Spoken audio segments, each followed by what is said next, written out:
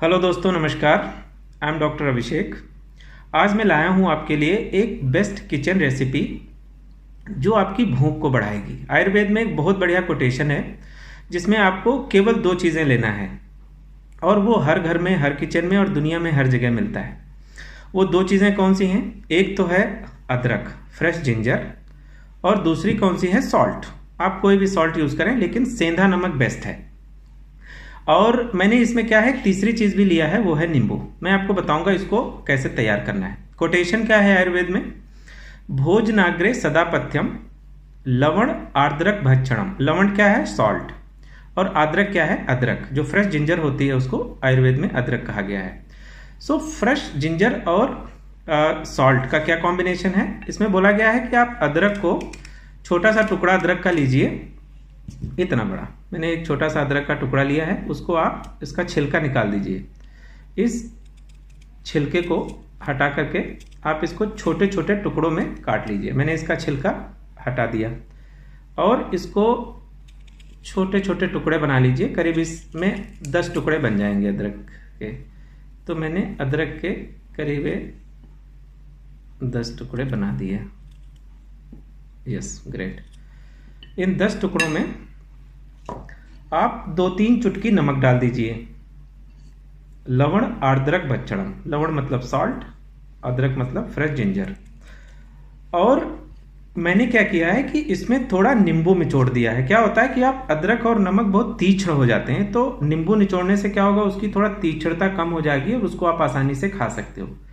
तो मैंने इसमें थोड़ा सा 4-5 बूंद नींबू निचोड़ दिया है। अभी ये आपकी बेस्ट रेसिपी बन गई है। इसको क्या करना है, आपको खाना खाने से पहले खाया। तो ये आयुर्वेद में क्या बोलते हैं?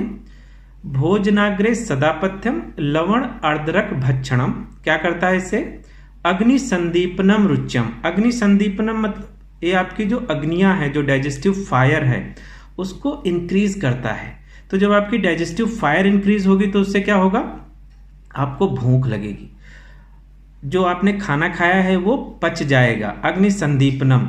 तो जो कई बार क्या होता है कि हम जो खाना खाते हैं वो जब अग्नियां मंद पड़ जाती हैं, पचता नहीं है, तो एक तो सिर भारी होता है। तो आयुर्वेद में ये सिर भारी होने की बहुत अच्छी दवाई है। तुरंत आप इसको खाओ, देखो 10-20 मिनट में आपका सिर हल्का हो जाता है, क्योंकि फर्मेंटेशन ठीक करता है, फर्मेंटेशन को खत्म कर देता है। रुच्यम है, ये एपिटाइजर है, बेस्ट एपिटाइजर है। आपको कभी भी आप ट्राई कीजिए, कभी भी आपको खाना खाया है जो आपने 2-3-4 घंटे पहले, और आपको अभी शाम को खाना खाना है या दोपहर को खाना खाना और भूख नहीं लगी, आप इसको खाना खाने से पहले 4-5 पीस काटिए और खाइए।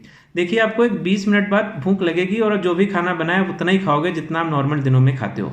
तो अग्नि संदीपनम रुच्यम जिह्वा कंठ शोधनम। जो जीभ में टेस्ट बड्स होते हैं, कई बार वो मंद पड़ जाते हैं, तो फिर आपको भूख नहीं लगती है, क्योंकि हमारा डाइजेशन कहाँ, जुबान से शुरू होता है। तो इनको एक्टिवेट करता है, जुबान को क्लीन करता है। कई बार जब आपके आंतों में खाना बचा रहता है तो जुबान पे सफ़ेद एक्यूमुलेशन हो जाते हैं, कोटिंग हो जाती है, वो क्लीन करता है। जिह्वा कंठ शोधनम। और जो खराश रहती है गले में, कई बार लोगों को देखो गले में कितना कफ बनता है, खराश रहती है, बात करते करते खांसते रहते हैं, उसको ठीक करता है। तो ये बेस्ट रेसिपी है आयुर्वेद की।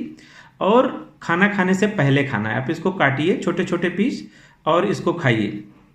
तो ये इजीली बन सकता है, आपको कुछ भी नहीं करना है। और अगर आप इसको सुबह शाम खाना खाने से पहले खाते हो, देखोगे जो आपकी जो भूख चली गई थी, ना तो आपको टॉनिक पीने की जरूरत है, ना तो आपको कोई ऐसे एंजाइम्स लेने की जरूरत है बूस्ट बनाने के लिए।